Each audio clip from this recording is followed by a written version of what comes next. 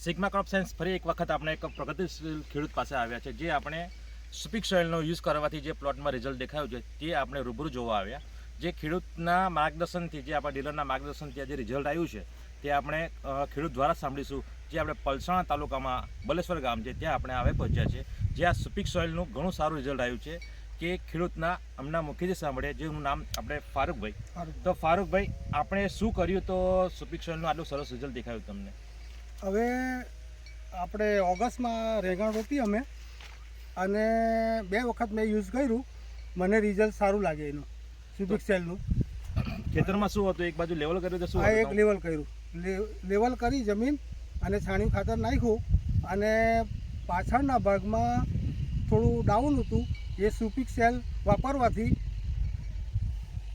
છોડનો ગ્રોથ આવી ગયો અને આજે ચાલુ થઈ ગયા રેંગણ. ખેડૂત મિત્રો, ફારૂકભાઈને એ જ કહેવું છે કે જ્યારે એમને ખેતર અનલેવલ હતી, લેવલ કરી, લેવલ કરેલા જમીનમાં છાણિયું ખાતર પીડ્યું અને બીજી સાઈડ એમને છાણિયું ખાતર ના પીડ્યું. તો જે છાણિયું ખાતર જ્યાં પીડ્યું ત્યાં ગ્રોથ સારી હતી, અને જ્યાં નથી ગ્રોથ સારી ત્યાં સુપિક સોઇલનો યુઝ કર્યું. સુપિક સોઇલનો યુઝ કરવાથી આજે રીંગણની ક્વોલિટી અને હાઇટ બંને સેમ લેવલમાં આવી ગઈ છે.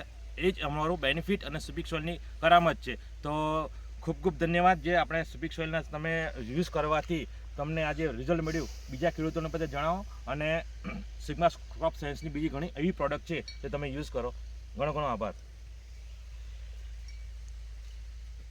તમે લીજો ને રેંગણ બે રીંગણની ક્વોલિટી સારી છે.